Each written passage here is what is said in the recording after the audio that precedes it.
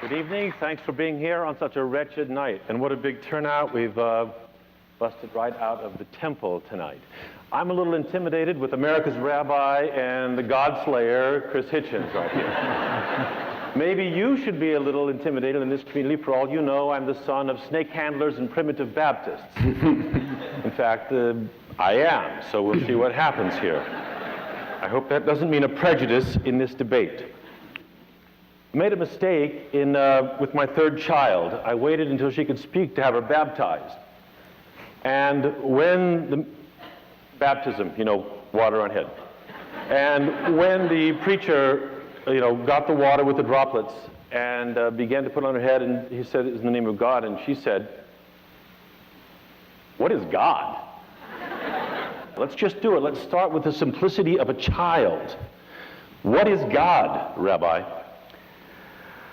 Well, it depends who you're answering. If you're answering a 2-year-old, you answer one way. But if you're discussing it with an adult, you begin with a recognition, which actually the entire debate should be framed with, of human limitation. In the following sense, when you were 2 years old, could you imagine what it's like to be an adult? Of course not. A 2-year-old has no idea what an adult is like. And yet we make definitive statements about God all the time when in every religion that I know of, the distance between God and human beings is infinitely greater than the distance between an adult and a 2-year-old. So when I say, as I'm going to in a second, I'm not going to avoid your question, but understand that I say it against the background of a religious recognition of our own inability to understand that which is infinitely greater than ourselves. My thumbnail definition of what God is that God is the source of everything that exists, and God is someone, something with whom a human being can have a relationship, and that you can live your life in alignment with a godly purpose. But any definition that is greater than that is in some ways to traduce God, which is why, by the way, the title of Christopher's book is exactly right. God is not great. Because to say God is great or God is something is to put a definition on God, which we know from classical Jewish philosophy you ought not to do. So in fact, Christopher's exactly right, and we can wrap it up right now. Thank you very much for coming. It's been a wonderful evening. Yes. Apologies perhaps to Muslims in the audience who say God is great all the time. We'll circle back. Okay. Chris Hedges, to you. Answer my daughter's question. Maybe you'll warn her off. If you don't mind, it would be Christopher and Hitchens. Yes, sir. Chris Hedges is a horrible... Hedges? Did I say Yes, Hedges? you did. Forgive me. Chris Hedges is a horrible apologist for liberation. Christopher Hitchens. That's better. Too many guests, too little time. Sorry, but I exist too, if you see what I mean. Yes, yes. May as well start by establishing that ontological claim. Well, Friedrich Nietzsche famously said that God was dead, and Sigmund Freud can be rendered as having said that God was dad. And I think both of them are probably right. The concept of God is like everything else in our vocabulary, man-made. It's an invention of human beings. Unless you take the view that God made us, in which case it'd be a lot to explain. Why did we in that case make so many gods? It does seem to be very much more probable that men and women made many gods than that any one God made all men and women and the rest of creation.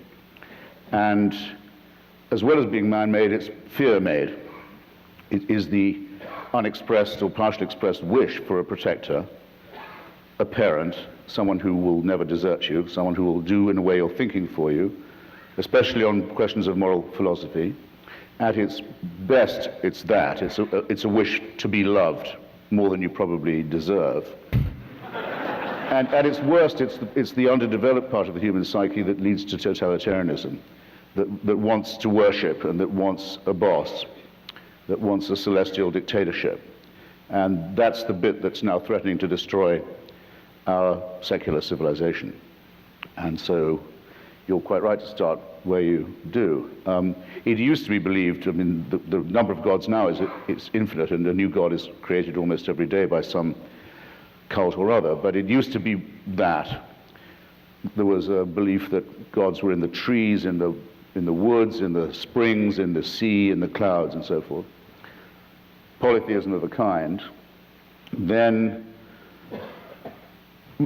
something a bit more polytheistic like Olympus, where there was at least a location for the divine, but it was multifaceted. And then monotheism, getting it down to one. So I regard this as progress of a sort, because they're getting nearer the true figure all the time. I actually... Rabbi, yes. Progress. Maybe.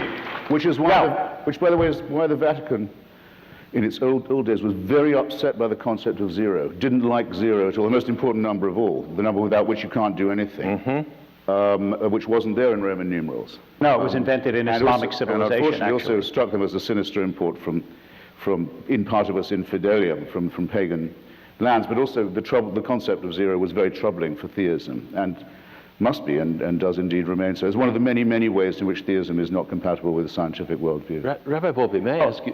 I just want to point out, without even taking issue with the incorrect statements that he made. But I want you to understand. Wait. I want you to understand the progress of the argument that you just heard, because it's important, and people do this all the time, and at least you should be aware of it, whether you accept it or not. Very often when people argue with you, especially when they argue about religion, they attribute their own beliefs to logic and your belief to psychology. So religious people believe in something because they need to be loved, or they need a crutch, or they're weak. But I believe what I believe because it's true and scientific. And I just want you to be aware that you cannot actually disprove someone's belief by imputing an unworthy motive to it. You actually have to disprove the belief. So don't let Christopher pull the psychological wool over your eyes. You can actually be just as worthy or unworthy of love, just as tough-minded, just as thoughtful, just as deep, and still believe in God, as most human beings have throughout all of human history, as if you are Christopher Hitchens. Christopher, are you a trickster? Well, I don't think that, you couldn't accuse that of being an incorrect statement. You would accuse it of being an incomplete one. I didn't give all the reasons why people believe in God, but after all, you did write a whole book that argues that the belief in God can be very useful to people in times of crisis. Did you not? No. I mean, that's... and that's Yes, but I never said reason. that was why you should People believe in God. know, and I don't think it is the reason why many people do. But remember that there are two questions. Well, I better now say, lest I be accused of not having exhausted the entire subject in my first response, I better say there are at least two questions. One is this: is there a God, a creator, a prime mover, an uncaused cause, whatever you like to call it? And this was the question answered at a certain point, not very long ago in our history, by the deists, people like Thomas Jefferson, Thomas Paine, and many others, who said that the order of the universe seemed to suggest that it couldn't just have been random, that there may have been a designer, but the designer didn't take any part in human affairs. And that, in the late 17th, early 18th centuries was probably, late 18th, early 19th centuries was probably a very intelligent position to hold. It was as far, pre-Einstein, pre-Darwin, was probably as far as you were likely to get with philosophical speculation. But so believing that there might be a cause or a mover or a creator is one thing, but believing that there is a supervising, intervening entity who cares who wins the war, who cares who you sleep with and in what way, who cares what you eat and on what day, and in other words, who makes you the center of the whole cosmos, is another thing altogether. So people who say, I believe in God, I'm a deist, have all their work in front of them before they can say that they are really religious. Are you prepared to be a deist? No. No divine mover, even at the whatever, the origin? There's nothing in the natural, in the cosmic order, or that's the macro level, or the micro level, that's to say the constituent of our own DNA and the things that we have in common with the other animals, and indeed other forms of life like plants, that isn't susceptible to a much better explanation. Well, here's... as the great physicist Laplace said when he demonstrated his working model, his orrery as it's called, of the solar system to the emperor, and Napoleon said, well, I see there's no God in this system, and Laplace said, well, Your Majesty, it works without that assumption. Rabbi, I don't want to play God, but Okay. to give form to this. Sure. It's 2010. You said you think of God as the source of all. In the year BCE, 2010, why attribute the source of all to divinity? What about science? And you just said... Well, that's science exactly what I was just believing going to proposition. address, first of all, there are two separate ways of thinking about this, both, and I'll offer them both briefly, and you can decide if both or neither is congenial to you. One is that, of course, you can't equate God and proof for God and discussion of God with a demonstration in a laboratory. That's never been the case. The idea is different, to shift it differently, which is this. I would ask you this question instead. Deep down, do you believe that the universe is constituted only by stuff, by material, or is there a mystery at the heart of things? Do you believe that you are purely synapses, or is there something immaterial and eternal about you and those you love? Do you believe that things like love are just an epiphenomena of the way evolution has put us all together, or do you think there is something that in the fact that immaterial things like ideas and love and consciousness have such a profound influence on our lives that lead you to believe that the intangible can be at least as real or more real than the tangible? If that way of looking at the world appeals to you or speaks to you, then you understand that Laplace, in order to explain how the heavens go, may not need the hypothesis of God, but that in order to explain why there is something rather than nothing, why there is a deeper meaning to life than stuff alone, that's something that speaks to you and lets you understand that God is real. That's part one. Wait. Part two is there are, in fact, things that are suggestive of something greater in even the scientific worldview, which is why, by the way, in the American Academy of Science, more than half consistently, and this has been true for the last 100 years, 52% of scientists say that they believe in God. And that is the fact that everything exists rather than nothing, that consciousness, which is still inexplicable to human beings, is real, that I make sounds, and which is immaterial, and it touches you in some way that makes you want to change things. The way of looking at the world, even from what we can see and touch and feel, suggests that there's something greater than what we know. And now, go right ahead. I can't paraphrase him properly, but you really ought to get hold of, it's easy to find on Google, a lecture given by Lawrence Krauss, who I regard as the greatest living physicist. And it's about the quantum, and it's about a whole universe from nothing. It's exactly how you get from nothing to something, in fact, quite a lot of things. One means by which this happens is the following. Every second that we're speaking, a star the size of our sun or bigger goes out, blows up or goes out. That's been the case every single second since the first moment of the Big Bang. It's a lot. But that'll be a lot of suns going out as we speak. And there's a lot of annihilation, isn't it? There's a lot of destruction. It's a rather what you might call almost a wasteful scale. It does have the positive outcome, though, that we are all constituted of those materials. We are made of stardust. Now, I find that a rather more majestic and wonderful and even beautiful idea than, say, the idea of the burning bush. A bit more impressive. Gives you more to think about. Are they mutually exclusive? Are they mutually exclusive? Did God make you of stardust? One has the virtue of being true and provable and studyable, which the other doesn't. And I do think that the verifiability of something is a virtue of Are the kind. we simply material then? Yes. We don't have bodies. We are bodies.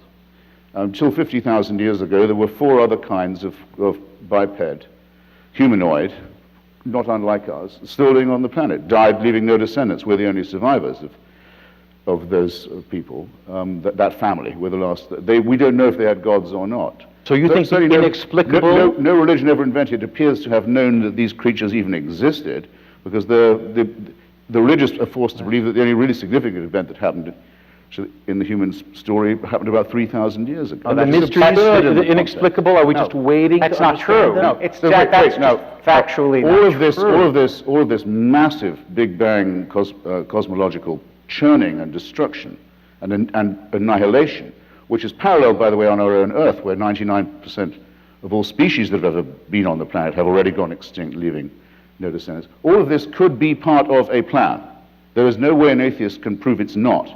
But it's some plan, isn't it? With mass destruction, pitiless extermination, annihilation going on all the time, and all of this set in motion on a scale that's absolutely beyond our imagination, in order that the Pope can tell people not to jerk off. Rabbi, stupid. Right. Now, I think here we've reached actually... It's childish to believe. We've reached an area of agreement. I, too, repudiate that statement by the Pope, and I'm happy to do it publicly. No, wait just a second. Hold on. First of all, it's just not true that religions don't actually acknowledge very important things that happened before their own founding. Just read the beginning of the Bible, which goes back far beyond the founding of the Bible. But more important than that, there are actually things that if you are material, you can't give an accounting of. For example, you might not believe that you have free will. You might think that everything you do was predetermined from the beginning of the Big Bang. And just the fact, by the way, that all of the universe, physics tells us, came from something tinier than the head of a pin is, to me, there is no word other than miraculous for it, but nonetheless.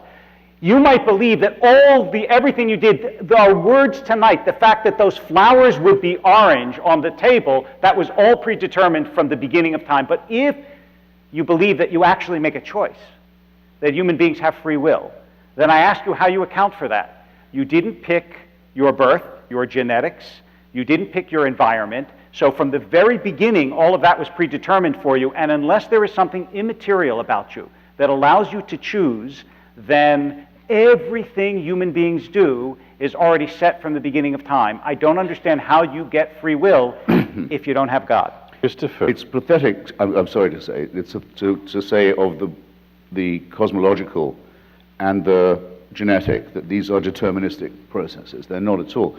They're full of extraordinary randomness, and in the genetic case of mutation, Stephen Jay Gould, the great paleontologist, wrote a book which I recommend to you called The Burgess Shale, which is it's the side of a mountain in Canada, in the Canadian Rockies, that's sheared off.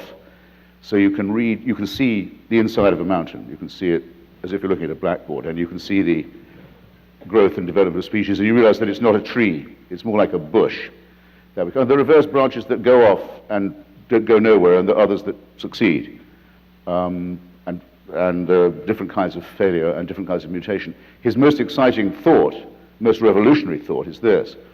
If you could, so to speak, put all that onto a tape and rewind it, and then press play again, there's no certainty it would come out the same way. In fact, there's every reason to believe that it would not. So there's nothing predetermined, there's nothing deterministic about this at all. And thanks to your understanding of our genetics, which are also not predetermined because they're a result of random mutation and natural selection, as everyone now knows, and that's why we can have, sad to say for the kosher, but we can have skin transplants and organ transplants from pigs who are much closer to us than we used to think. We can also sequence the DNA of viruses and learn how to immunize ourselves from them. It works, in other words. But yes, it can be tampered with, it can be engineered, for good as well as for ill. There's nothing deterministic about it at all. It's much more exciting, it's much more interesting, it's much more rewarding, it's verifiable. And yes, there are elements of, I was trying to say, the miraculous, the awe-inspiring, the tragic, the majestic in this, that there simply are not in the incantations of Genesis, where the supposed authors claim to know the divinity, the creator, on personal terms. This is nonsense. It's for children. Rabbi? First of all, it is interesting. I mean, Stephen Gould, who was, by the way, very sympathetic to religion and wrote a book called Rocks of Ages, which I also recommend to you, where he said that religion and science don't overlap. They sure do. But wait 1 second. If you read his book on the Burgess Shale, he does say if you rewind, then you assume if you push play again, you would get a different result. And that's certainly true unless the result was intended. But more important than that, yes, there's randomness in the system. Nobody would argue that there isn't randomness in the system. But randomness isn't free will. Randomness is getting a result you don't expect. The question is, how do you get a directed choice, which isn't random? I choose right now to pick this glass up. Now, how did I make that choice? If I'm purely a product of my DNA and my environment, then it's not a choice. Then it was programmed in then it's instinct. And the whole point that religions always made about instinct was that human beings can rise above it. Unlike animals, which are the same at age 2 as they are at age 10, as they are at age 15, a human being grows and changes and chooses. That's the basis of religious I have to say, to me, it doesn't seem a matter of religion that I can choose to pick up this class. That seems to me to be well within what could develop purely scientific basis. How? I'm not a scientist, but it doesn't seem like a mystery of God to me personally. Oh, sure it is. Well, no, but seriously, where does the element of free choice come from? I could be purely instinctual and put my head in a stream and drink and choose to do that. But wait, I can do it now. When you say choose, when you say choose, where does the choice come from any more than the choice of this glass to fall down? Where do you get a choice as opposed to a complex interaction of DNA and environment, neither of which you chose? Again, piling on completely unnecessary assumptions. It's also inviting a question that will make you uncomfortable. Go ahead. If you say that no, it's because God has given you free will, I have to ask you, how do you know that? Well, are you assuming that we have free will? Are you assuming that we have free will? If you answer, then give me another source. If you answer my question with another question, give me another I'll still source. answer it. Okay. I will still answer it, even though your question is an answer to mine. Rather, not an answer, a response to mine. Yeah. The view I take about free will is that, of course, we have free will because we have no choice but to have it. I was, and to some extent, and I still, to some extent, am a dialectical materialist, and I also think there are some ironies in the universe as well as in history. But to say, of course we have free will, the boss says we've got it, is to make a mockery of the whole concept. And it's also to invite the question, what kind of tyranny is this that you want? You want an all-supervising, all-deciding person. I ask you first, what sources of information do you have about this person's existence that I don't have, that are denied to me? I'd like to know. And second, why do you want it? Why do you want to arrive at a terminus of unfreedom where there is a celestial authority upon whom all things depend and from which all things flow? Why do you want that, and how on earth do you know that there's any case to be made for its existence? Yes, please. That's a good question. I don't think that's a terminus of unfreedom. I think you're only free when you've declared against it, frankly. That's the beginning of freedom, is the emancipation from the tyranny of theocracy, yes. I actually think that the whole point that I was making was that a belief in a God who creates you is what gives you free will, and that without it, you have to fall into a determinism. And by the way, you may think that science gives it to you, but every scientist I've asked on this question, including David Barash, who's an evolutionary biologist, says that and Steven Pinker had the same reaction, is that it is more or less a commonplace of modern science, that determinism is the only worldview that's consistent with an understanding of the way science works. So you may be able to find it in science, but I haven't met a scientist yet who's been able to account for it. Not every scientist is a believer. Putting that aside. No, of course not. I'm saying that those who don't use determinism as their philosophical assumption, but let me answer his question too, which is, therefore, I assume that as a religious person, you're granted freedom. That's the whole point, is you do make choices. Once you've said granted. Better choices. Once you've said granted, you've made my point. And his English, he knows about Kant. Thank you for making me free. You're granted freedom. So you're granted freedom by the evolutionary process. I'm granted freedom by a creator. Either way, you have to be. I'm not granted all sorts of freedom. I mean, of course scientists are right to this extent.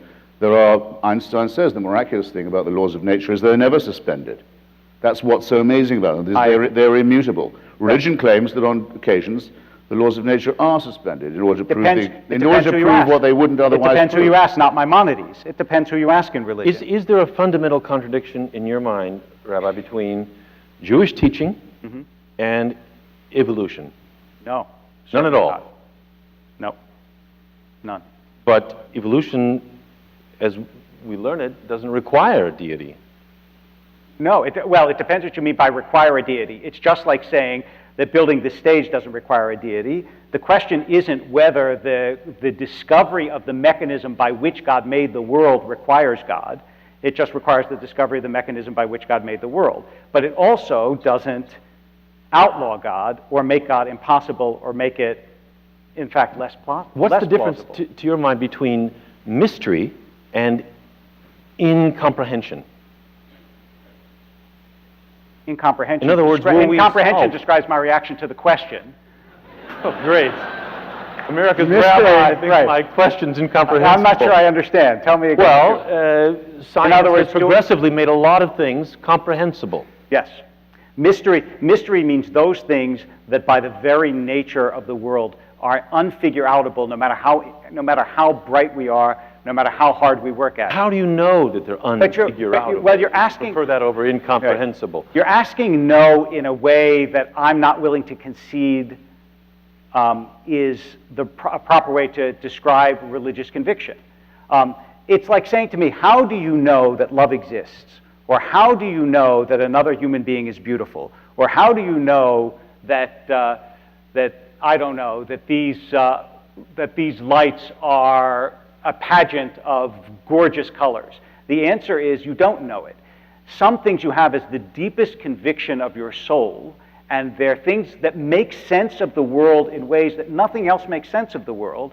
But if you ask me, do I know that God exists the way I know that that glass is on the table, then I say you're putting it in an empirical, scientific framework, which is exactly the framework that religious people want to keep religion out of. No, but I want to put it the other way around. How do you know the mystery won't be solved one day? Because it's not a mystery of a question that's solvable. It's like saying, how do you know that the mystery won't be solved?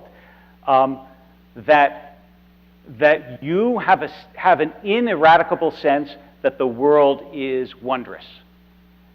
I don't know how you would even think about solving such a mystery. I could understand it and still find it wondrous. Christopher, what about you? If it's not God, is it all soluble? Well, first, one day? You're right that science has made many things more comprehensible to us, and it's explained things that religion used to take credit for. In other words, now we know there's a germ theory of disease. Diseases are not curses or revenges from heaven. Same with earthquakes and so on. The stuff they used to teach us, and many of them still do, is nonsense. Evil nonsense as well as ignorant nonsense. But it's also taught us, just in my lifetime, an enormous amount more about how little we know. We're much, much more ignorant than people who lived before Galileo. Because we have now an increasingly large idea of the fantastic expanse of the unknown. That's precisely the moment at which to say that skepticism is what's necessary. Inquiry, debate, doubt. Where's faith in this? Where's the usefulness of faith there? There's no use to it at all. Socrates, who, as far as I know, existed but may well not have done. It doesn't matter to me. No one will insult me if they say, Socrates, your great hero, didn't exist. Try it on a Muslim. Try it on a Christian. Their prophets didn't exist. Or tell people that Moses is a myth. They start hurling themselves about, making menacing noises very often. Socrates said, you're only educated when you've understood how ignorant you are. And you're only going to even find that out by doubting everything all the time. There's all the difference in the world between that outlook and that mentality, and the mentality of faith. And second, on metaphysics, which I noticed, take refuge in several times already this evening, like what is love? Is something poetic or is it prosaic? Very good questions, but metaphysical ones. Those who say God exists and intervenes in the world, in other words, those who say there is a religious God, the God of religion, are saying that redemption is on offer to human beings, that salvation is on offer to them, and that if they reject the offer, they can be in really big trouble. Now, don't start talking to an audience like this, or, if you don't mind, to a debate partner like me, as if religion was a private matter, because everybody knows that if it was, there wouldn't be anything to argue about. It's precisely because it claims to be a total solution, a complete solution to all problems, available on pain of death, sometimes, in some forms, but available to you if you'll only have enough faith. Well, we've just found out that faith is probably the most overrated of the virtues and the one least useful to us in the real dilemmas that we actually have to face. There are so many things to unpack in that statement that I'll just pick on two or three. The first being, interestingly, that Socrates, whether he existed or not, according to Plato at least, believed in the gods and even in an afterlife. So he didn't doubt everything. The gods may be. But, wait, didn't interrupt you. But I want you to know, and you should know this in particular, I didn't interrupt you twice. But I want you to know... You weren't quick enough. All right, gentlemen. It may be true that part of it was speed, but I also think it's because civility is very religious virtue. So I could have said that. The Jewish tradition actually doesn't tell you that everyone must do this in the world. Rather, it prescribes goodness. And that's what it is that religion is supposed to bring into the world. Now, can you point to examples of religious wickedness? Of course you can. But that's clearly what Judaism asks of people. The first obligation that you have is goodness. And that's why when you talk about religion as though it is inherently totalitarian and tells you you must act this way, it makes two mistakes. First of all, it doesn't see religion as evolving as everything else does, when in fact the Judaism of thousands of years ago ought to be, must be, should be, is expected to be different from the Judaism of today. Still has 10 commandments. Yes, none of which mention goodness. Guys, you have to let me finish my statement, okay? Please. Thank you. You're welcome. I feel a little bit between a sandwich here, but the second part of it is that if you say that faith does nothing for you, as Christopher repeats over and over again, it's very hard to explain why it is that millions and millions of people all over the world and throughout history have felt that faith deepens their life, gives them meaning, increases their goodness, and why it is, for example, in America, that people of faith give more to charity, vote more in elections, volunteer more, help more. Do you know what the largest aid organization is, aid and development organization in the United States? It's not CARE, it's not Save the Children. It's One World, which is a Christian organization out of Seattle, which not only gives millions and millions and millions of dollars across the world, but sends people all across the world to the most beleaguered, helpless places, and they do it because they believe they're called to do it by God. It's just not true that having faith makes no difference in this world. It makes a tremendous difference, and the vast majority of that difference, not all of it, but the vast majority of that difference is for goodness. Let me put a question then, if you'd be so good. The rabbi feels in a sandwich, and I don't mean for you to feel in a sandwich. No, so let me we put hate this you to to you. feel in a Oh, that's okay. Christopher, what about the solace of faith? Some of the most religious people I know ended up there. Oh, this is a softball. I want a Well, hard well, no, I mean... I know what he's going to say to this. Well, maybe, but he's been hard-minded, hard-hearted, non-needer of solace. Worse, you're a misanthrope because you're not sympathetic to people's need for religion. I say in my book, available at fine bookstores everywhere, that as long as I don't have to hear about it, I don't mind what people believe. If they say, well, thanks to Joseph Smith and his gold plates, I have real faith now, and I've got a family, and I have friends, and I have a real system, and so on, I say, fine. Just don't come to my front door with it. Don't ask for a tax break for it. Don't ask my children to be taught it in the schools. Did you sign up tonight thinking you wouldn't hear about it? And I asked the question in the book. People think they have a personal relationship with the Creator, and they're the possessors of a wonderful secret. It must feel, I've never felt it, but I presume it feels great. Why doesn't it make them happy? They're not happy. They can't be happy until everyone else believes it too. They go out and proselytize, very often, and here's, I can't let your last answer go, very often in the guise of charity. You notice how often that religion, rather than answer the questions that I've put, like, how do you know there's a God? What evidence do you have for it? Which you say, well, lots of good people do good things because they're religious. Well, let's take the most recent pressing case. Richard Dawkins and I and a few others, in the response to the Haiti earthquake, set up an emergency charity for people of non-belief to give to, because so many charitable organizations are, in fact, proselytizing groups. So we raised about $2 million in a weekend. And all that money goes straight. By the way, thank you. If you go to Richard's website, you can find out more about how to donate to this, because it's permanent. It's going to stay in being. All that money went straight to Doctors Without Borders, of course, and the International Red Cross, which, though it has a cross, isn't a religious organization.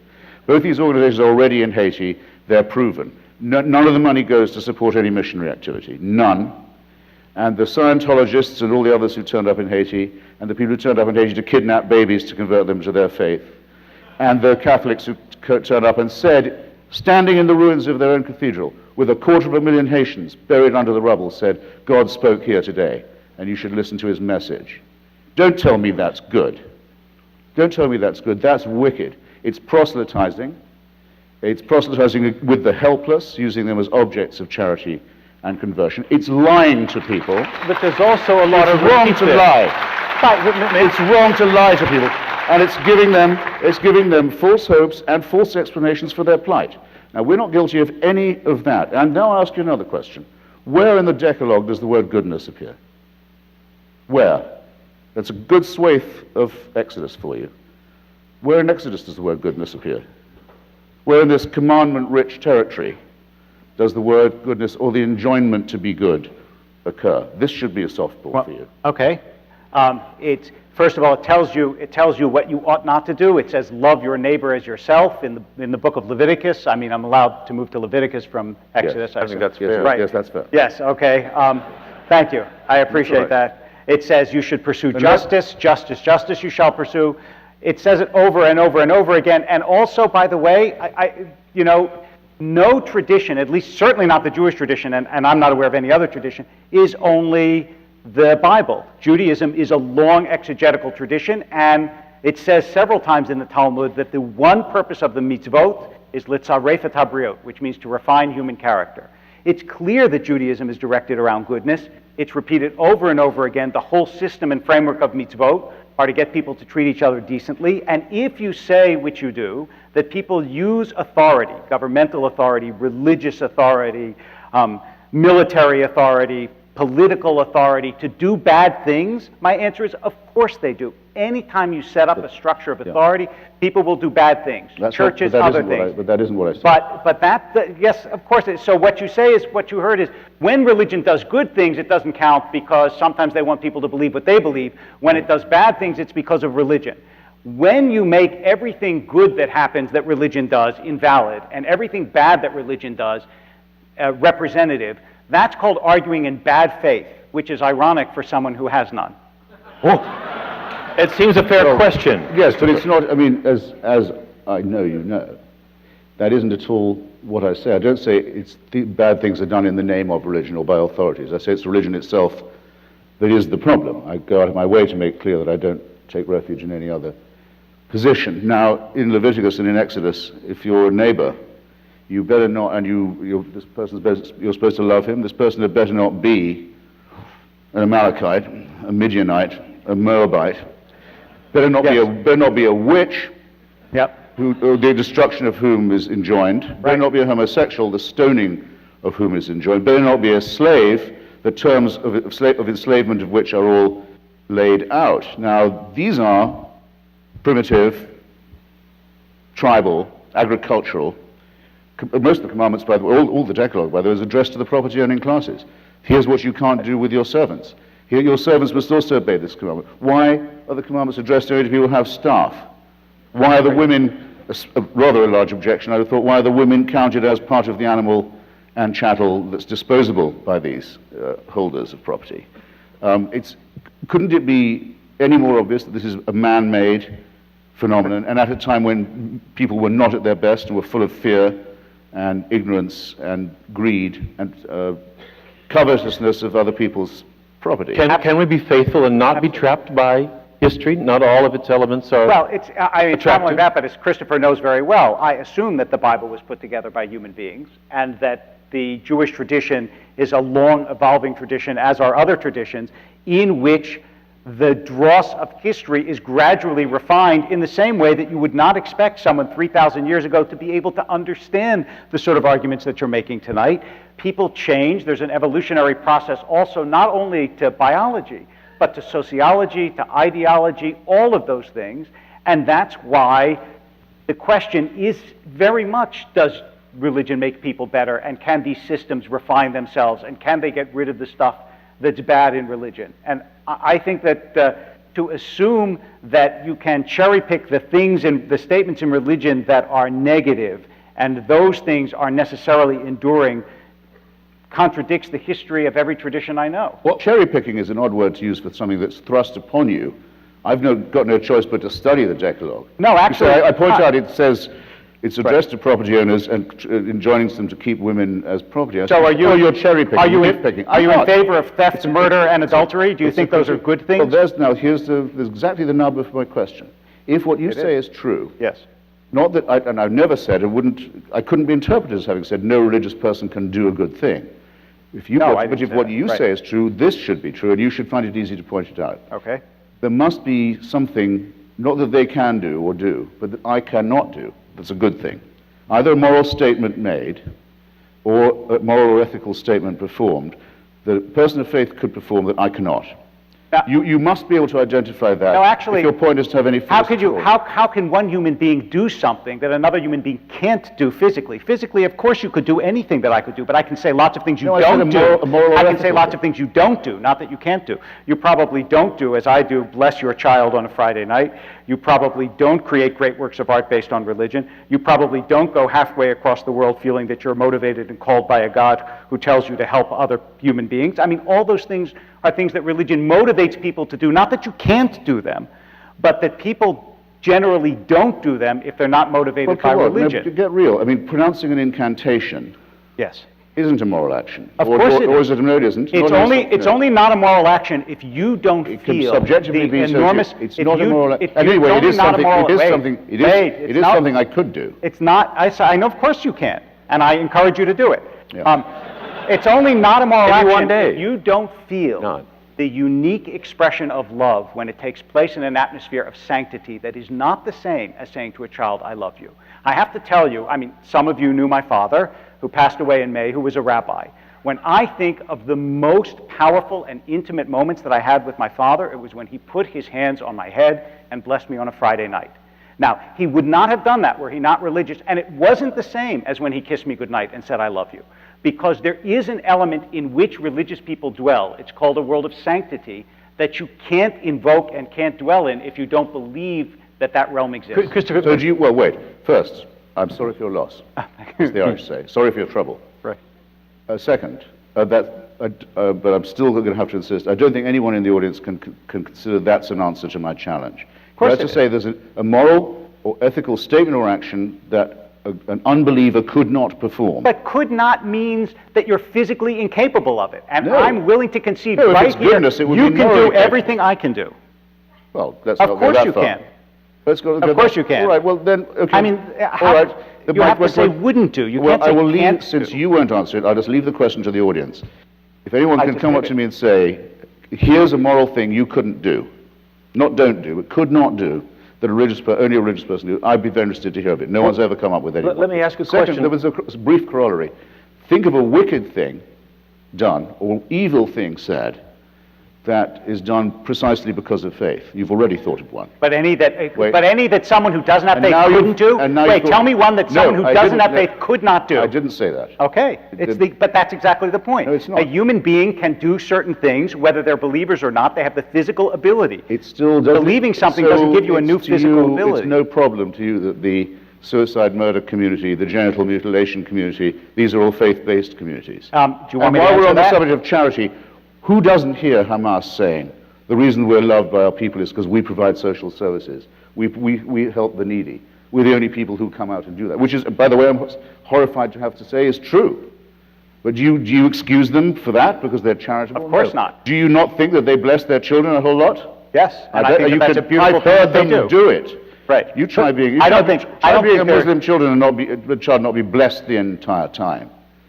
That's part of the authority that they claim. They claim Christopher, to own I these want people. to ask, This is all faith-based. who steps up to, you won't like any of the language, but life has a lot of despair. People fall into despair.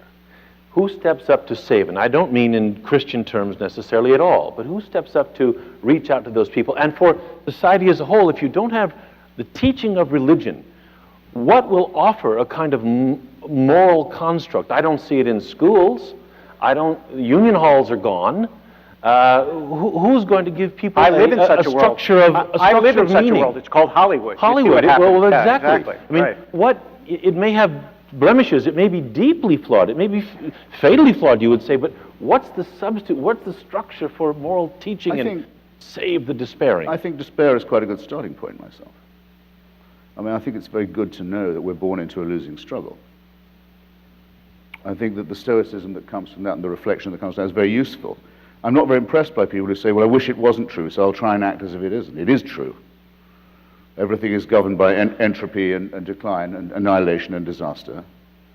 And you're born into a losing struggle, and because you're a primate mammal, you know you are, and you know you're going to die, and that there'll be a lot of struggle and pain on the way.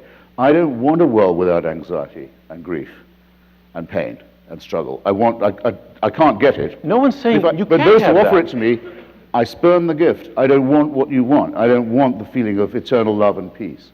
Love and peace, very, very overrated in my view.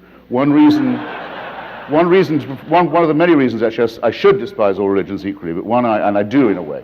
But one way in which I prefer Judaism to its rivals is that the emphasis is more on justice than on love. I want to go to the Rabbi. Why is that not misanthropic of you, that attitude? Misanthropic doesn't mean I have to hate people. Well, it means I respect. hard. It means I respect them enough. It means I respect them enough not to offer them false consolation. I do think it's important. The realm of illusion will not help you to cure this condition. I do think it's important to say that part of this is based in temperament, but also part of it is based in life experience. I spend a lot of my time at the bedside of people who are dying, with parents who lost children, with husbands who lost wives and wives who lost husbands. The sense of community that is created by religion, the sense that life is meaningful even if it's short, all of that, it's not trivial, it's not cheap consolation, it's not illusion. It goes to the depths of the questions that human beings ask themselves. And I know that you can make a clever remark about the cheap selling of religious consolation, but you know what? The remark gets melted by the heat of human anguish when you're standing beside the grave of a child who died and the mother is saying a prayer, and that brings her some measure of comfort because she really does believe that this world in some sense is meaningful and is not nihilistic and is not empty and is not foolish. And although I can't prove to you in an empirical sense that in fact the world is meaningful, at that moment, even as I question it, it seems to me the deepest instinct of my soul. Well, if you'll... Gosh. Well, if you'll pardon me, I won't share any of my griefs with you. But I've never had one, or known anyone who had one, who's had the faintest consolation from religion. And indeed, being told, as the Christians tell them, that they're off to a better place and so on, I think is positively wicked thing to do. I think lying to the dying for a living, what self-respecting person can do that? And you know it's a lie because, tell me how you know it's a lie, since you assert it again and again. Because the person saying it cannot possibly know it to be true. And therefore it's a lie. They don't have access to information. Even if they believe it, it's a lie. Yes, it's a lie. But how do we create, for those who aren't able or don't desire to walk around in despair or to walk around in irony, in a world that can bring plenty of despair? Try it, fine. But I think it's manifestly clear lots of people don't choose that. So what does atheism offer? Well, it offers the chance of living without illusion, which I think it says that philosophy and literature will do a great deal more for you. There's a lot more morality in them. There's a lot more ethical discussion in Dostoevsky, say. It may be true, but who will present them in our society, in a real society? Who will present them in a way to create structure? For now, I'm presenting. There he is. For now, I'm presenting. I can't do... You're going to be very busy. I can only appear in my own person here. I can even say that to some extent it works for me. This irony, I think, is tremendously useful, as is philosophy, especially the philosophy of Spinoza, especially in times of anguish. And the realization that there's no false consolation can actually cheer you up. Once you face the fact that you're born into a losing struggle, things immediately appear a great deal more manageable in some ways. And really, of the remarks against this made, not one of these remarks couldn't have been made by a devout member of the Muslim Brotherhood. And what I want to ask him is this: if anything of what he says is true, is he really saying that he would prefer me not to be myself, not to be an unbeliever, and someone who believes in irony and of the unillusioned world, but I'd be morally better off if I was a Wahhabi Muslim, for example. Is me or asking, a Roman is Catholic. he me? Does he, Are you asking? Okay. I mean, according to you, So, I would be a better person. Don't if I was answer a the person of question. You faith. asked me the question. Right. You're not allowed to answer it for me. You imply. I imply. But I want to know if you really mean that. Actually, I never said that you were automatically better off if you believed than you didn't believe. I think Christopher is very useful in the world because he forces religious people. I mean, he's useful for many, many reasons, obviously, to the world, but he also forces religious people to think seriously about their faith. And as I understand the God that I believe in and the God that Judaism presents, the first and primary demand is not belief.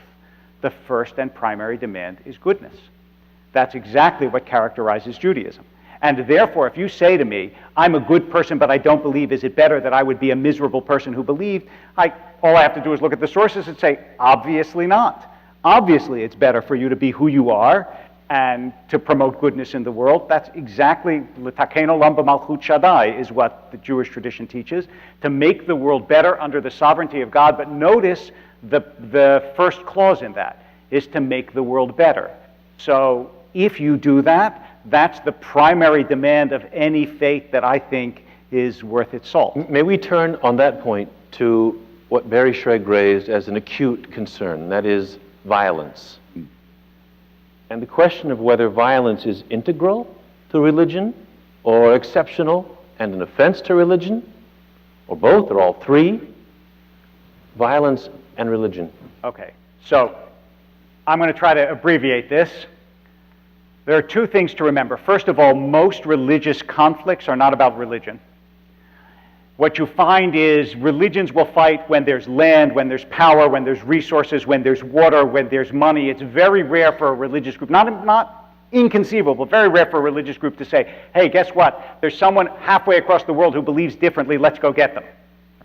It's the people who live next door to us who are other than us, we should get them, and by the way, along the way, we're going to take their land, and we're going to take their riches, and we're going to take this.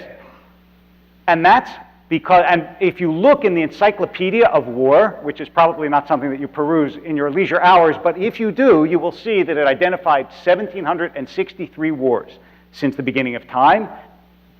123 of them are identified as religious wars. When you take religion out of a society, you don't get a more peaceful society. We look at the 20th century. It was like a laboratory for that. Stalinism, Maoism, Nazism, Cambodia, North Korea versus South Korea, on and on and on and on.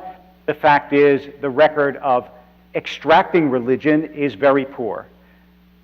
And the final point is this, which is, if you ask why religious people fight, the answer is clear. It's because they're people. I have a colleague, not a rabbi, but a psychologist in Los Angeles who studies bullying. Do you know at what age bullying is most prominent? Think to yourself what age, and then I'll tell you the answer by far. The answer is preschool. Because we're not born all sweetness and light.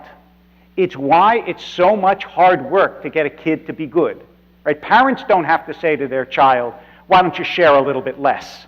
You know? Because you're too selfless, you're too kind. Instead, it's very hard work to get people to do well. What religions are known for is their attempt to make something straight of the crooked nature of human beings. And they fail again and again and again, exactly as you would expect if you know human nature. But that doesn't mean that the attempt to do it makes people worse. Quite the opposite, at least according to the evidence of history. Well, violence, there's no mystery about violence. I mean, violence arises because we are primates, imperfectly evolved. Our prefrontal lobes are too small, our adrenaline glands are too big. There are various other deformities of this kind. Sexual organs designed by a committee, all the rest of it. And we're greedy, and we're back to polytheism, we're greedy and fearful, and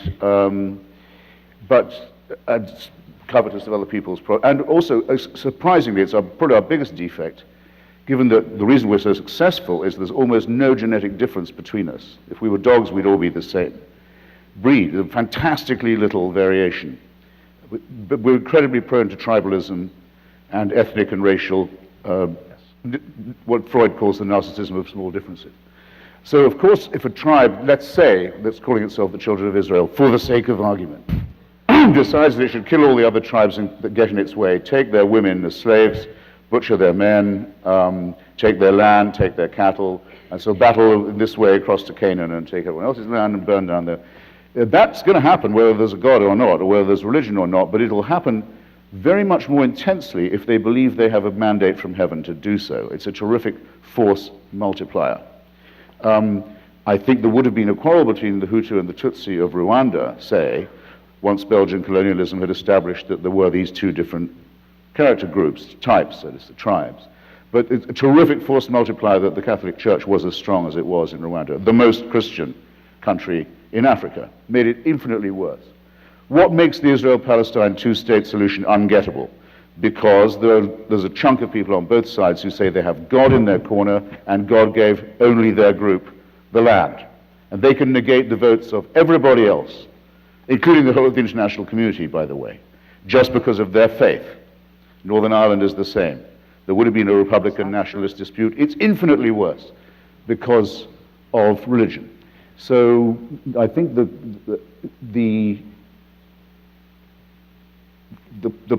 corollary I'd like to hold would be that the less religion there was, the less violence there would be.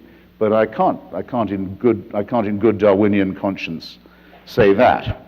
But I think the more that people refused orders that were divine, as for example, to take the preposterous allegation that the Rabbi makes that the wars of the 20th century were secular wars, the belt buckle worn by every soldier in the Nazi army that says Gott mit uns, God on our side. I don't think that was a help to you. Things were bad enough as they were. On page 70, I think it is, of Mein Kampf, Hitler says that in taking on the filthy virus of Judaism, I know I'm doing the work of the Lord, and I'm summoned by the Lord to do this work. A book, one of the very few books the Vatican didn't ban in that period, by the way. I don't think that was a help either. So I'd say, on the whole, we'd be better off without the belief either in a supreme dictator, because that leads to violence, or the idea that God takes sides in our pathetic mammalian disputes. I want to just, as a coda to this, when you say that we shouldn't take orders, I just want to remind you of a long history. For example, the abolition of slavery was almost entirely the work of people who believed they were taking orders from something higher than societal orders. Wilberforce in England, here, Beecher and John Brown and so on, they believed they were doing God's work by abolishing slavery. And it's interesting that the abolition of slavery was a Christian movement, but the idea is it's not an issue of who you take orders from. It's an issue of the orders you take. That's the issue. And it comes down in part to what kind of religion you practice, not whether you practice religion. Comrades, I'm sorry. Comrades, what kind of orders you take. Brothers and sisters. Brothers and sisters. That's better. Comrades, friends. I suppose it is somewhat to the credit of some Christians that in the waning decades of thousands of years of slavery that were biblically mandated, some of them belatedly joined things like the American Anti-Slavery Society, stars of which were Thomas Paine, Benjamin Franklin, non-believers, right? Whereas to the last day of the Confederacy, the flag of the Confederacy said Deo Vindice, God on our side. And every justification for that slavery came from the Bible, where indeed it's not hard to find. We're going to take questions from the Not hard to audience find in it at about all. 1 minute. There are microphones. If you have questions, make your way, and we will take them very shortly. As we begin to do that, may I ask, Christopher Hitchens, you've debated Rabbi David Wolpe on this subject. You've debated the Reverend Al Sharpton. Yes. What's the difference between these debates?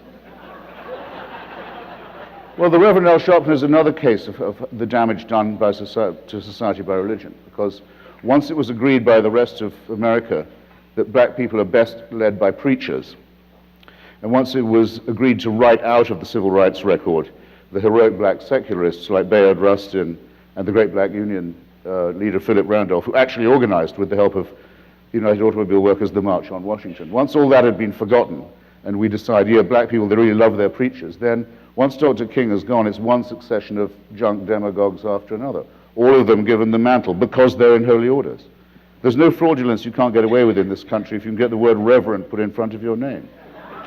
Questions from the Sharpton's audience? a very conspicuous example of that. We'll begin right here. Madam, your question. Sir. Sir, I can't see very, I'm sorry. The light. Yeah. Hedges, Hitchens, Mr. Hedges. Madam, Yeah, sir. Yeah, I'm gonna come there and beat you up, see, man. sorry. Okay. Later. Okay. It seems to me that most religions deal with operational aspects of life, such as human capital development, that is the accumulation of literacy and technology, economic development, mental and physical well-being, and public service, which deals with charity and those kinds of things. These are the work of religion, you're saying? Yes, that they profess this, yes. And that all faiths profess these things, and since they do, it seems to me that it's not so much their profession that causes the negative externalities between people who profess these things, but it's the labels that they take hold, such as, I think Mr. Hitchens alluded to the fact that people say things about their faith that they actually don't practice or believe.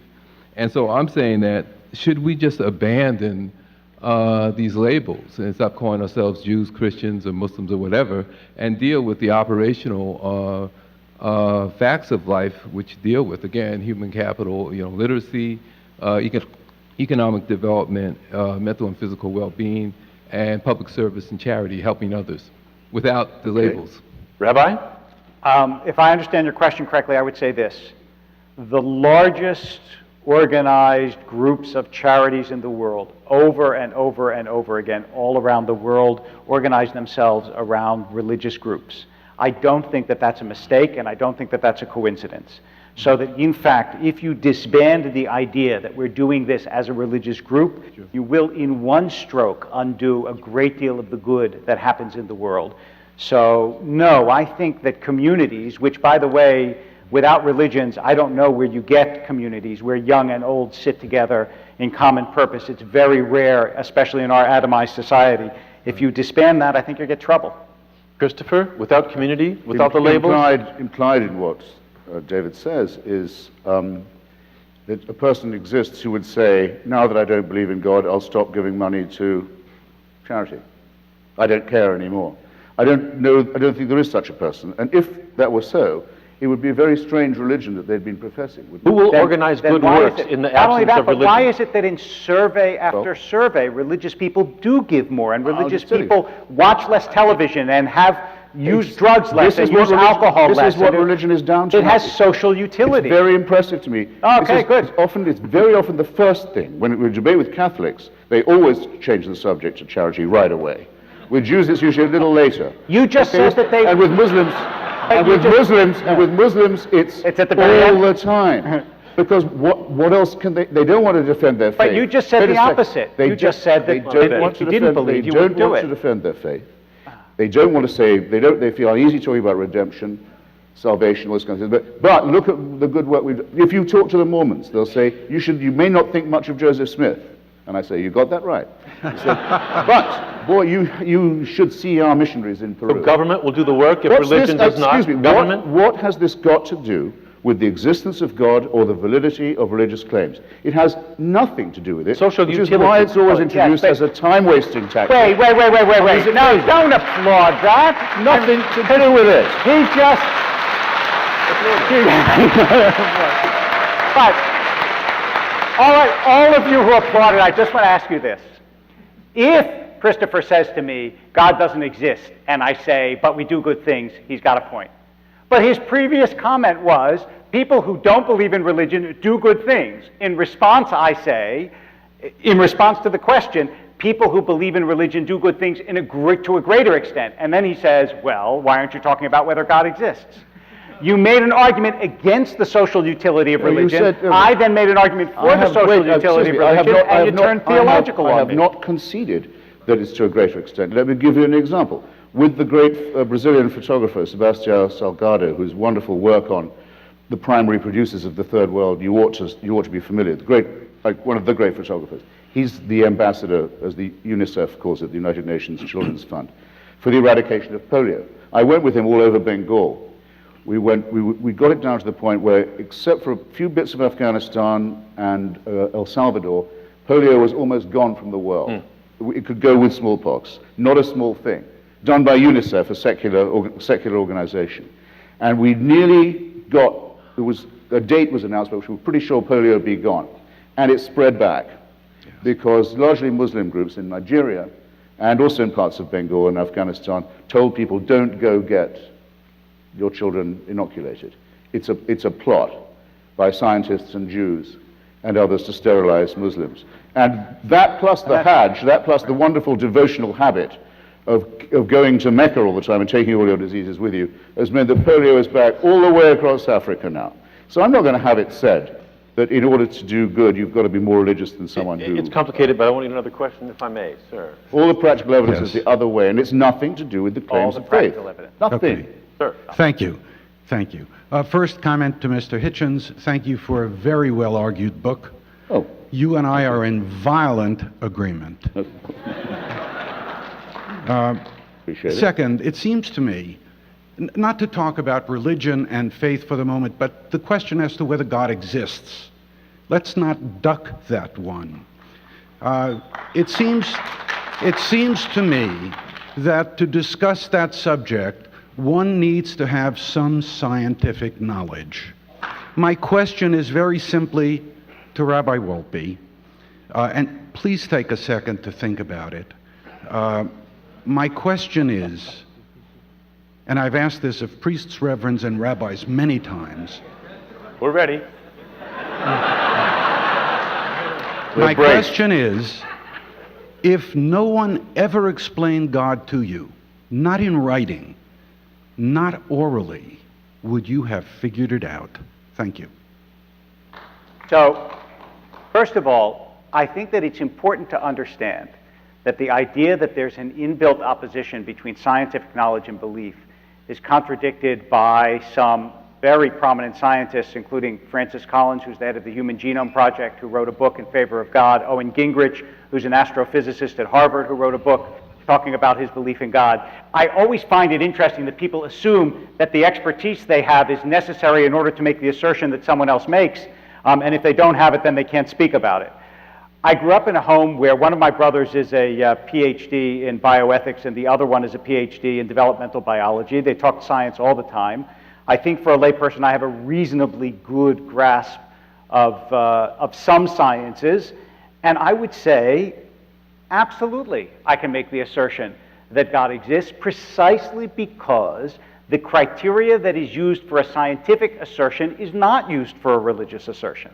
Nobody asks, in the same way that you make philosophical statements that are not subject to scientific criteria. If you ask yourself, what does the world look like to something that's not human, to a bat, to an ant? The answer is, we can't possibly know that because we can't unknow what we know and we can't look at the world through different eyes. So if you ask me, would I have come to this belief if it wasn't explained to me? My only evidence to answer that is yes, human beings did. And either it was explained to them by God, which is what I assume, or you would come to it naturally. So yeah, I think I would come to it naturally, but can I prove that to you? No, it is precisely one of the many examples of unprovable questions that we nonetheless can feel deeply about. My point, though, is that early on... Is this a debate or is this a question? Early on... Sorry, man. Let me put it to Christopher. Do you assume that everything will one day be solved scientifically, or does it matter to you? No, all the science is going to do is keep on teaching us how little we know and multiplying the distance between our own attainments and our desire to master these matters. Many of these questions will remain undecidable, which is the way I like them. Religion and science can coexist in the same person, that's true. Now, I know Francis Collins. He's brilliant on the genome, but if you've read C.S. Lewis, you don't need to read him on religion. It's unbelievably naive. Sir Isaac Newton was an alchemist, a very strong, if rather superstitious Christian. He thought the Pope was the Antichrist, might have been onto something there. But a very weird, full of very weird beliefs. I thought if you knew the measurements of the old temple, you'd know more than if you understood gravity. Alfred Russel Wallace, who did most of Darwin's work for him, was a spiritualist, would go to table rapping sessions, listening to burblings from the beyond. Joseph Priestley was a Unitarian and believed in the phlogiston theory. Couldn't that be a It's really only until, I would say it's only until Albert Einstein, not until, Albert Einstein, that you get a scientist who's also essentially a philosopher of pure mind. That's the great breakthrough. And now you can have private beliefs and be a scientific person, but no one says my science helps to vindicate my religion. No one says that anymore. That's not doable. I want to get to more questions, please. Yes, I have a question for both of you regarding the existence of a universal morality. My Yes. question for Mr. Hitchens, is there one? And if so, where does it come from?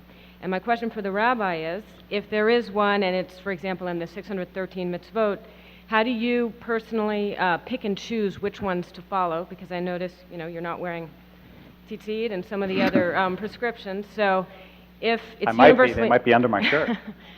Well, there are, I won't go there. But generally speaking, can you be a good Jew and not follow the 613 if that is the prescription for universal morality? Well, the most commonly taken universal, absolute moral statement is what's sometimes called the Golden Rule, which, well, Rabbi Hillel says don't do to another person what would be repulsive to you. Others say do as you would be done by, just putting it the other way. It's in the Analects of Confucius. Very few societies don't have it. So I think that's what we'd have to take as the nearest to an absolute. It's obviously subject to various relativities, alas. For one thing, it's only really as good as the person saying it. Should I not do to Charles Manson what I don't want him to do to me? Well, if you see what I mean. I mean, should we say, let's do to Charles Manson what we wouldn't want done to ourselves? Obviously not. It's just like the contradiction between the Old and the New Testaments. The Old Testament says an eye for an eye, a tooth for a tooth, which would lead to a very eyeless and toothless world. And then the Nazarene says, you can't condemn anyone unless you can cast the first stone. Actually, that bit was knitted into the Bible quite late and is almost certainly a fabrication. But it's believed in by many Christians who, as you know, will believe practically anything. But if you can't condemn anyone without being yourself without sin, then we can't even arrest Charles Manson unless we were sinless ourselves. So these moral absolutes are actually more full of moral relativism than you might think. And the reason people want there to be absolutes is this. They want there to be an absolute authority who can give them to you. Because wouldn't that save you all the trouble of thinking out ethics for yourself? Which is where I started. Why not take that chance? More enjoyable, less subject to appalling commandments to stone witches and murder homosexuals. Very good, and all the rest. Yeah, all that. Rabbi, universal morality, and if there is... I'm not sure that Christopher said whether he believes in a universal morality, but yes, someone who believes in God assumes that there is a universal morality, but also assumes that it's very hard, and it's not that the 613 mitzvot instantiate universal morality. And moral reasoning, as far as I know, is certainly in other traditions, but obviously in Judaism, is an essential part of the Jewish tradition. It's not that you get out of thinking by being part of the Jewish tradition. In fact, questioning, reasoning, wondering, thinking, objecting is an essential part of Judaism. Anybody who studies Talmud knows it's filled with objections and questions. But the assumption is that there actually is a right and a wrong in any given case. If all human beings are evolved primates, there's not a right and a wrong. There's a better and a worse. There's a more powerful and less powerful. Nietzsche was exactly right. If God is dead, then power is all that matters. Because ultimately, there isn't a right and a wrong. There's something that promotes your interest and something that negates your interest. But I don't believe that. Excuse me, do you or do you not believe that human beings are evolved primates? Yes. But I also believe. I said if all they are. I said if all they are is evolved primates, as opposed to evolved primates who have a spark of the eternal in them, which I believe we do.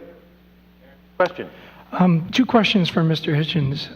The first one is I was taught by a physics professor that if you go back to the Big Bang, beginning of the universe, in the first 1 to the 61st of the first second, the entire universe is in a tiny amount of space, and at that size, space and time can cross. And his point was that the whole universe came into existence out of a hiccup in the space-time warp, and therefore it's just kind of a big accident that we were here. And so my question is the same one that I posed to him that day. Why is there a space-time warp? which leads me to the second question, which is, wouldn't it make more sense that there would be nothing?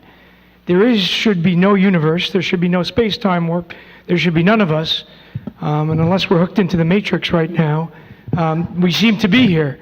And so... You take that as an argument for God? Is that what you're saying? For something. There's a great mystery at the core of the universe, and then why are we here is the second question, to argue those out. Okay, thank you very much. Well, I'd commend to you someone who's much more expert on this subject. I started by mentioning Lawrence Krauss's lecture on A Whole Universe from Nothing. But where's the grandeur, where's the divinity in the hiccup? And who produces the hiccupper? All you get from this is an infinite regression. Who creates this creator? It gets you nowhere.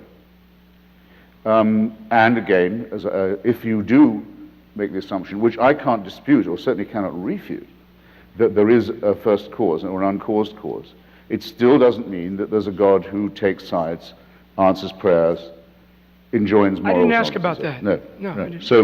So I'm afraid you compel me to somewhat to repeat myself. Can I just ask a quick question Yes. about what you just said?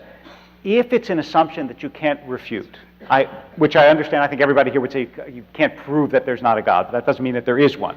But if it's an assumption that you can't refute, why is it that when someone says, I believe that it is true, do you say they're lying? I didn't say that they're lying. You said to me, when someone stands I say when you lie, someone yes. someone who goes to tell a child that if they don't behave well, they'll go to hell. That wasn't the example that we Someone who used. goes to the deathbed And says that I believe that there's a world other than this one. You're going to a better place is I think, a charlatan, a nauseating charlatan. I'll let it. And the question is whether religious people at the highest level have a better understanding of themselves than people who claim to be atheists. And in particular, we can ask the question, is Mr. Hitchens himself really as great an atheist as he claims? He's pretty good. Yeah, he's pretty good. Mr. Hitchens, are you a closet believer? No, a point of agreement between the rabbi and myself is that the human species, mammalian, primate, so on, though it undoubtedly is, and made out of the dust of exploded suns, does have a need for, I would say, the transcendent would be one word, the numinous, even the ecstatic. Wouldn't trust anyone who hadn't felt this. And it has obviously to do with landscape, light, music, love, and I think also a permanent awareness of the transience of all things and the melancholy that invests all this. So it isn't just gaping happily at a sunset while listening to music. You're doing that knowing that it can't last for very long. Very important part of the awareness. People who didn't have this would, I think, be beyond autistic. But there's no need for the supernatural in this at all. There is no supernatural dimension of which this gives you a share. And yes, of course, for poetry and literature, we are rather stuck with the pathetic fallacy, if you know what I mean. The pathetic fallacy is giving human attributes to material things. So we're tempted to do that too. Rabbi, can Hitchens be saved? Just on the word evil, though, I personally find it a word you absolutely have to have. I decided this in Iraq, as a matter of fact, after I'd seen the Saddam Hussein's attempt with chemical weapons to destroy the Kurdish people of northern Iraq, had seen the, as it were, the stench of evil. I thought, now everything else that you can say about Saddam Hussein, psychopathic dictator, mass murderer, genocidalist, bad guy, as some people used to call him, things of this kind, wasn't up to it. There was a surplus value to totalitarianism, a sort of a numinous bit, a shimmer around it, that meant that evil is a word we could not do without. Do you see in he who speaks up for the numinous the possibility of belief? Do you smell a potential person of faith in Hitchens, or no way, no how? I think, no, I mean, to be perfectly honest and not to make a cheap joke about it, I think that Christopher is a person of tremendous, impressive faith, not the faith that I have at all, but faith in justice, faith in goodness. I mean, what he's done with much of his life is, I think, really awe-inspiring. That doesn't mean for a minute that I think that he's being dishonest about his lack of faith in the things that I believe, but does he have faith in a different sense? Absolutely. Can we do more? Yes? Mr. Hitchens, you are likely the world's most charming, roguish, and enlightened atheist, and I love you for that. But as a Sufi Muslim, I'm very ruffled by the title of your book. Of all the titles that you likely had at your disposal, did you have to settle for the literal negation of Allahu Akbar? Yes. I thought so. Thank you for that question. Thank you.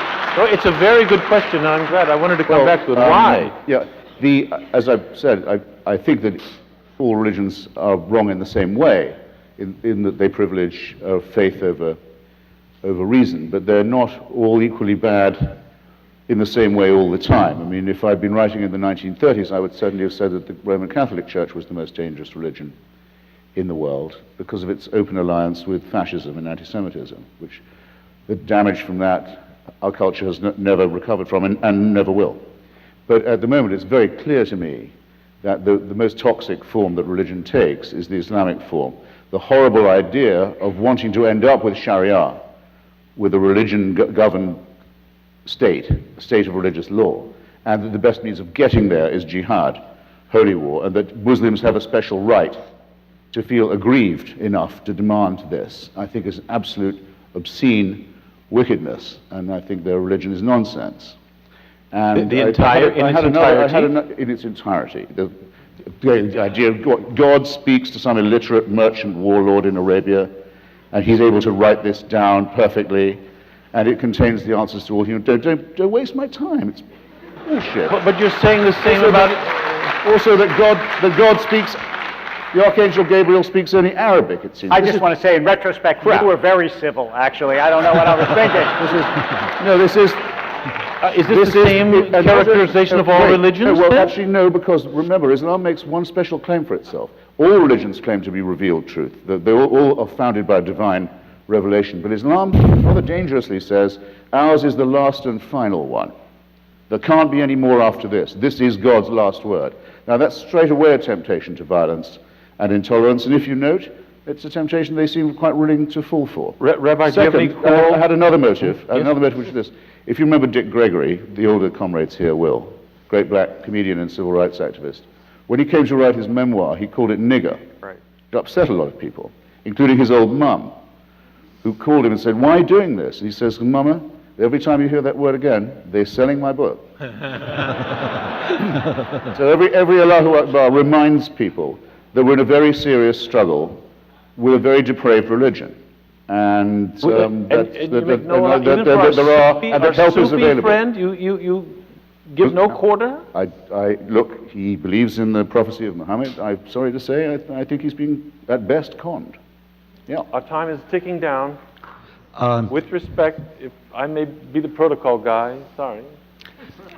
Well, I want to go back to your answer to the question just before this, because I think, and particularly, I want to interrogate you, Rabbi, because you, in your earlier discussion and your answer to a couple of the questions, you seem to suggest that if there's something beyond the material, that's evidence for God, or it, and then on the question of whether there can be moral behavior, one can have a reason to act morally, you say that only, that requires the existence of God. If there's no if God doesn't exist, you don't believe in God, you don't have reasons to behave morally. But then I think in your answer, so I think that's where it was until your answer to the question before last, and at that point you seem to grant that the gentleman sitting to your left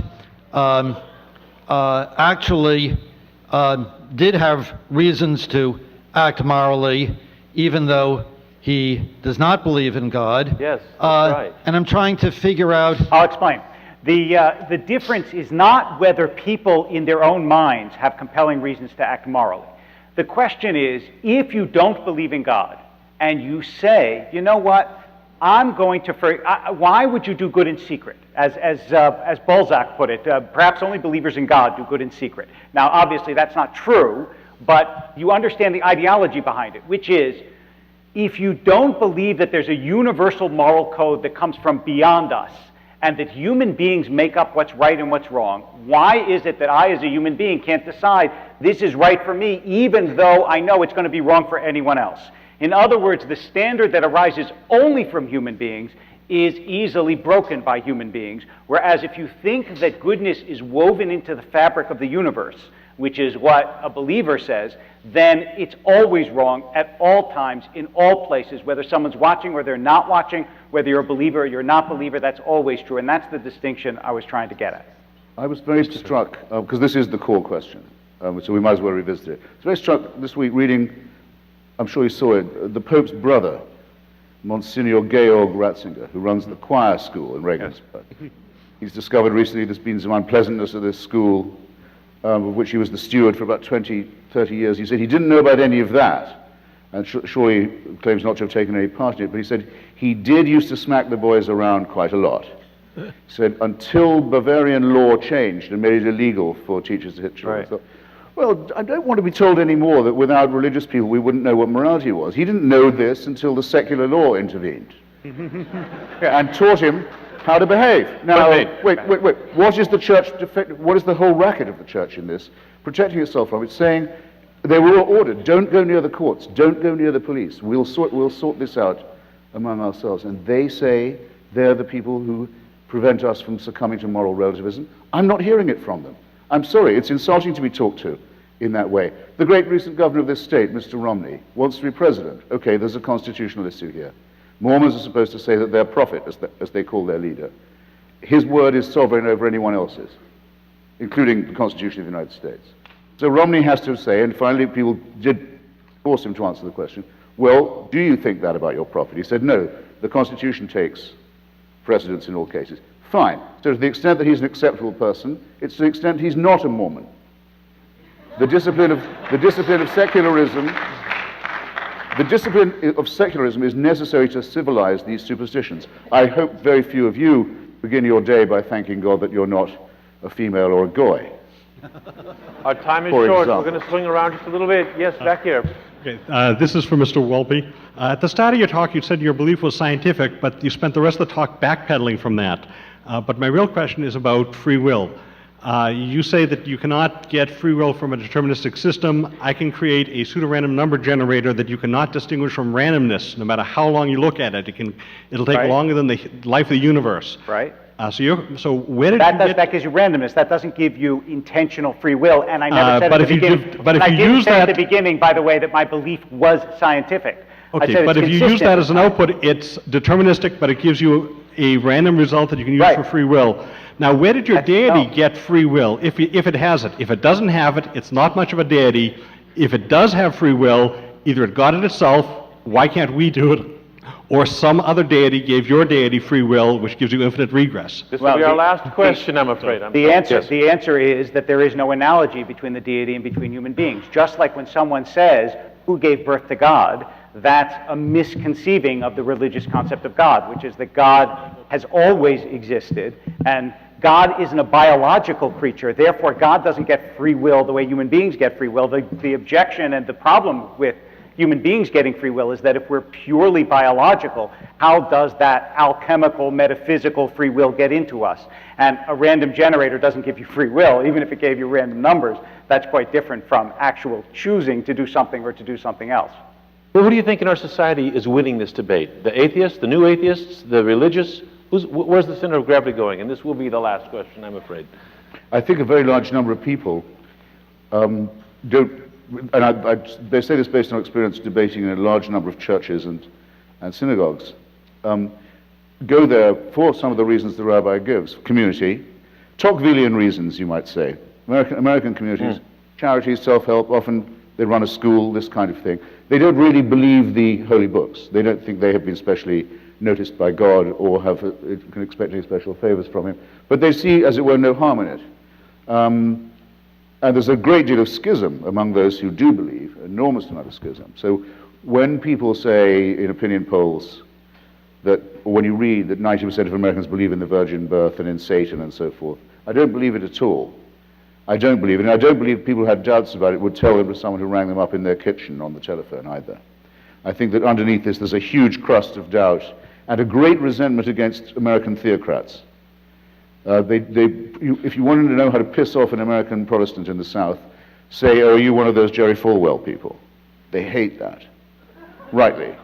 Joe, do you think you're winning then? No, I think that the supposed religious monolithic nature of America is grossly overstated. It doesn't describe reality.